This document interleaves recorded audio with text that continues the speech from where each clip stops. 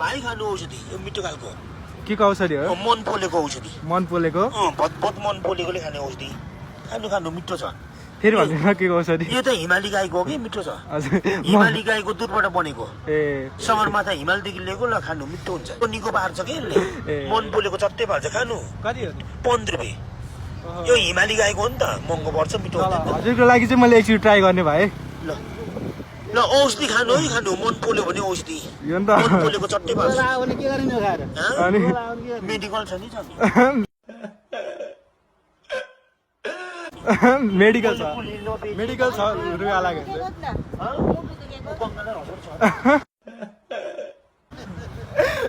यो पोलेको मात्रै ठिक पार्छ ल अङ्कल एउटा दिनुहोस् ल खानु